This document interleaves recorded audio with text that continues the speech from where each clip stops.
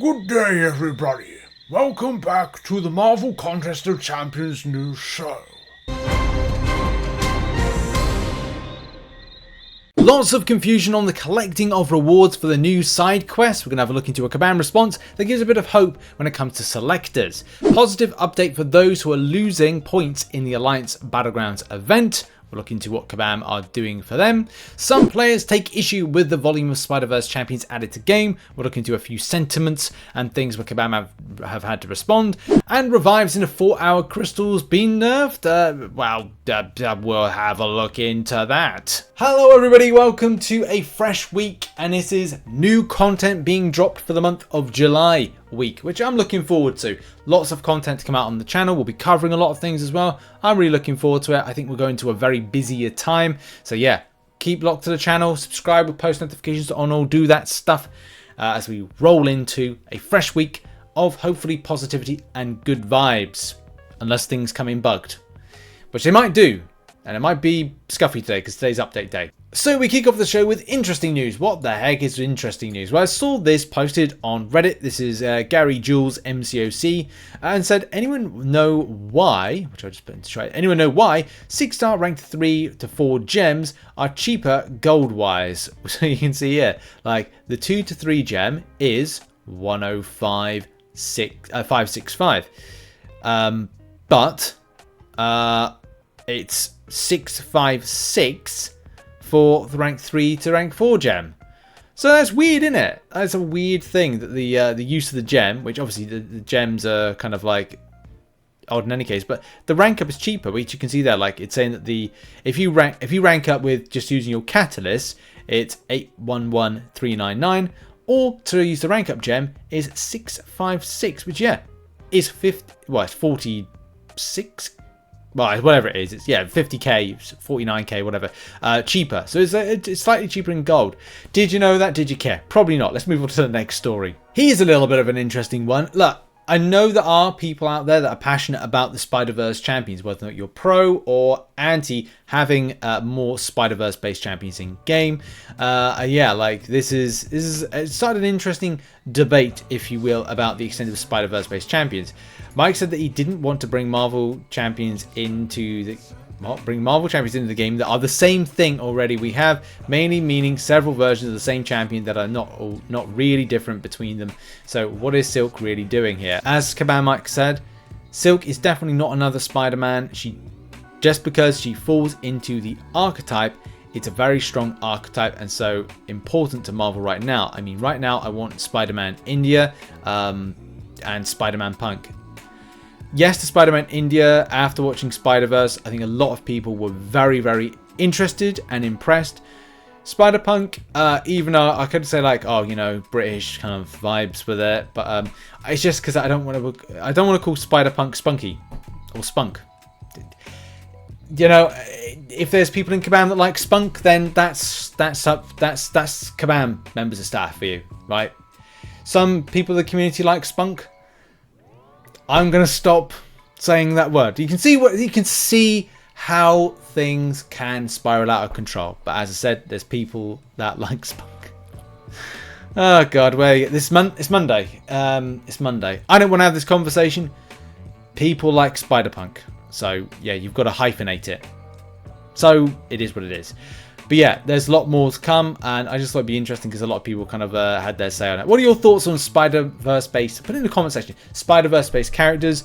As I said, Spider-Man India. I don't really like calling him Spider-Man India. Like, obviously, we've got Miles Morales because it's Pravita Prabhakar, if I'm saying that right. And that's the thing. I think we should kind of like same with Miles Morales, Spider-Man, Spider-Gwen, Gwen Stacy. Pravita Prabhakar. I'm interested as well. Put it in the comment section. Obviously, if you're from India, did you like the way that they designed the one for Into the Spider-Verse, the new film that was released? Because obviously the design is very different to the one that's on the film versus obviously here the comic book. Did you like that version? It'd be interesting to find out because it's a little bit different than obviously this. But yeah, be interested to find out. Okay, moving on to something very interesting now. This is it's kind of an opinion piece by this particular player, but at the same time, it's a good kind of query to add, and it's a question. It's not like it's provocation or kind of winding up people, but it's just an interesting thing because When you open these Paragon Crystals, let's face it, nowadays, trying to revive farm is not there as it used to be. We've got the Apothecary, and we've got other kind of things as well, other kind of like ways that people kind of grab their revives. But one thing that's really interesting is opening up those free 4-hour crystals. I do really enjoy them, but at the same time, have you noticed the volume of revives going down? So this was something that PT99 put out as a little bit of a question, saying Kabam was the uncalled nerf not enough. I don't know if it was a kind of a, you know, obviously that's a bit kind of rival trivialized, but there's definitely the question in this saying that this is like the third time I've opened 50 plus Paragon 4-hour crystals, and got nothing but lols out of it. 70 crystals and only 1 revive working as intended, or systems somehow calculate that I'm in need of revives and won't give me, and showcasing there, like, you know, the drop rate. I mean, look, for me, there's a lot of non-spending players, a lot of free-to-play players kind of like manage their stash. You know, I manage my stash. I don't spend in game. Look, I'm sure you're out there, you manage your stash in the way you manage it. So I don't tend to pop a lot of my free Paragon crystals because there's too much expiry in my stash and I need to be very careful about it. And I'll do it now. I shouldn't really, but I'll do it now. Just that I'll pop 10. I'm not going to pop a huge amount. I like to keep them there. A lot of people do the same. So what can I get from this? Well, in 10 I got 4. Wow, actually that's actually not too bad. 4 health potions, 1 revive. Yeah, okay, it's 1 revive out of 9. It's 1 out of 10. But as well, the 3 energy refills. The 3 energy refills are great. I can use them for stuff. I'll go into the Apothecary. I'll use them in some other content. I actually think that's pretty banging. But yeah, like I get people's points of saying, like, look, we're in a day and age where you don't tend to see these revives too much, so you have to kind of go to different areas in order to farm them. Breaking down the things when it comes to chance is a bit of a next thing, because you kind of go, okay, well, do we have any kind of, like, what is it, top prize kind of percentage drop for this stuff? And we don't have it, right? If Kabam kind of release those details, I think that a lot of people will be very peed off, so to speak. The problem is we can tinfoil hat this, right? We have got no evidence as players to say Kabam are nerfing something, but Kabam have no proof to say they are not nerfing something. It's a very difficult situation to be in if you understood what I just said there. So we don't know that Kabam have or haven't nerfed something, and Kabam won't give us the details to say they have or haven't nerfed something. It could be just bad RNG. It's a possibility.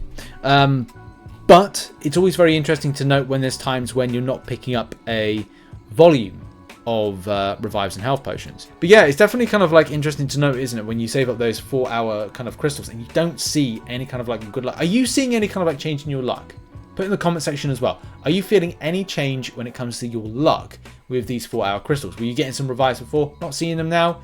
Would you like to know the percentage from Kabam? That's another thing as well. Would you like to see the percentage drop of, like, how much the percentage? Is it 1% to get a revive? Is it 20%? What percentage is it? I mean, it's definitely not 20%, but would you like to see those particular details?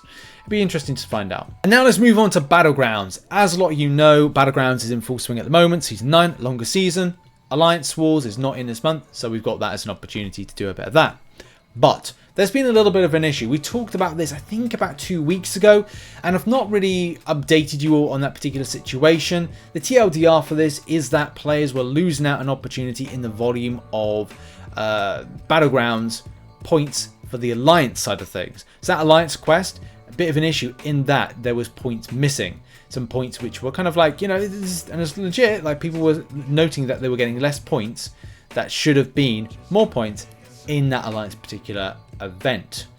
So where are we up to with it? Well, it took a bit of time for Kabam to respond back, but they did do that. They responded back. Actually, this might have been fairly swiftly, but getting it actioned was another thing. So back on July 5th, the team has been made aware of this, discussing solutions over the last day and a half. So that's why it took a bit of time. The process has taken a bit longer than anticipated, but we just wanted to let you know the team is looking into this and we'll update you when we have concrete plans. And the great thing about this, like, you know, Kabam have a plan. They have a plan in motion for this one. So that's really good news. You know, I know a lot of some, you know, we rib on Kabam for not kind of like having an answer to a problem, but they actually got an answer to this. So let's see what they have to say. Here's the update from the game team. The plan is as follows. When the Battleground season ends, the back-end team will pull the data for the missing Alliance event points and add them to all accounts. This will trigger any additional milestones and allow summoners to claim their rewards. That's good. Timeline wise, this will take place in the same space we reserve for combing the leaderboards and banning cheaters, and it won't require additional time to send out an in-game message. Hurrah. Thanks for the patience. Obviously, the interesting thing about this is the next stages and how it may affect. Because the thing is, if you're losing points, then how does that affect the rank side of things? So say the Alliance misses out on, I don't know, 10,000 points. 10,000 points could be nothing, or it could be something. It could equal nothing if you're nowhere near beating the next Alliance. So if you're position number 10 and you got 10 mil points and position 9 is, I don't know, 10 million, no, 11 million, and you're like, well, we're missing out on 10,000 points. You're not going to get to 11 million points. This bug won't kind of like, help that out. So it's how kind of like Command deal with the rank side of things. That's going to be the crucial thing. Of course it will be. But at least you'll be able to get the points and hopefully milestones and rewards that you lost out on if it's affecting you. But that's something that's going to be important. We need to learn more about that. Now, our final big story of the show today is all about this issue here. Well, it's not an issue, but if you remember, the side quest launched its information. It was announced. Lots of interesting things. It is a I didn't speak properly then. Rifts side quest, and that's cool. I do like Rifts. There's also some other stuff. 7-day energy, 7-day repeating solo events. Chaotic dimensional energy are your standard Hades Rifts entry items. So that for 4 times 7, 28 entries possibly. So, what else is important about this? I think the thing is, it's all about rewards and acquisition, because I think that's the thing that not a lot of people understood. I've got a second video coming out today that kind of goes into this particular topic a little bit more in depth. This is kind of just a more kind of like overview side of things. You do get selectors, so you get to select your rewards, but you also get to select your paths for said rewards. So that's something to point out. On milestone 11, 22, 33, 44. You get 2 unstable dimensional energy, which allows you to pick your path. You get to tell the game you want path A, B, or C. Then stabilized, you get to tell the game you want path A, B, C, or D. And the final one is perfected dimensional energy. You get to pick any kind of path that you want. Now, for those that didn't know that or didn't see that as kind of a clear thing, it does have a positive element to it, in that you will get to pick, if you are a Paragon player, 1 6-star Awakening Gem. Yeah, actually, if you're Thronebreaker, you get to pick 1 6-star Awakening Gem from that. Yeah, pick your poison. Pick how you see fit to grab. You could even land on path E without even knowing. It can happen. That's going to be, that could be a good thing. Good little surprise. A lot of people, a lot of questions with this one. I'll be interested to find out like how. There's also some further questions about rewards breakdown I find very weird. Very weird. As Command Jack said, and to kind of clear up a few things, seeing a lot of focus on Awakening Gem Path, remember, by participating in the 28 solo event, you are able to earn an item guaranteed to a trip to that path. So you are basically able to collect 1 Awakening Gem this month just by participating in the event. So that's good. There's more to it than meets the eye. As I said, we'll cover this in more future videos. But yeah, there's some very weird stuff with it, like more rewards for Thronebreaker versus Paragon. I'll give you a quick example. So I'm going to cover this a bit more in the video that we're doing later on. So on this particular path C, you can see, let's see if you see, 3,125 tier 6 basic catalyst fragments, 2,400 tier 3 alpha catalyst fragments, right? We go down to Paragon, which I don't know if you can see this on screen. It's there for you to see. Path A. On Path A, 2,500 tier 6 basic catalyst fragments and 2,000 tier 3 alpha catalyst fragments. So what is that? That's less. That's less. I think Kabam made an error here. I think that's meant to swap places, because it'd be weird for Thronebreaker to get more rewards than Paragon, but weirder things have happened with the game, so we'll have to see what that's all about on Wednesday when it drops. I expect this to be Thronebreaker's volume of the tier 3 and tier 6 basic respectively, and it just swap places. But any case, we'll have to see what happens on Wednesday when this quest drops. I'm looking forward to it. I am actually really looking forward to this.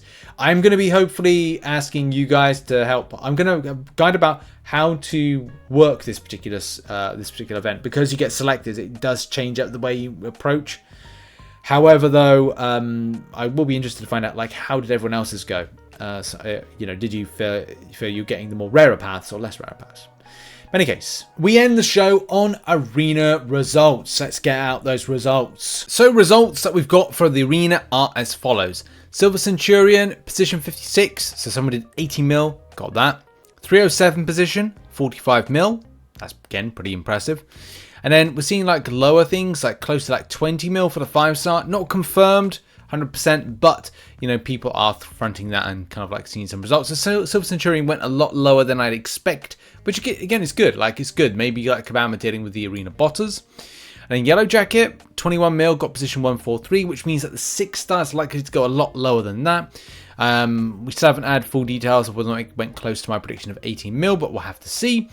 And then 12.1 mil got 1% to 5%. I think my 9 mil prediction might have kind of gone in there quite well. So predictions for round 2 are as follows. I'll go with 45 mil for 6-star Silver Centurion, 20 mil for the 5-star, 18 mil for the 6-star Yellow Jacket, and 9 mil for Yellow Jacket 5-star.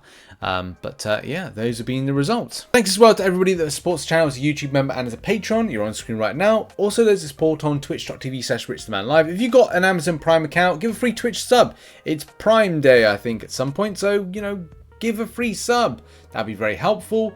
And as well, I'll see you later on. More content on screen right now. And we'll be covering a lot of the side quest stuff and a lot of fun things. So, yeah, check out the channel as we go into the next update. Cheers. Bye-bye.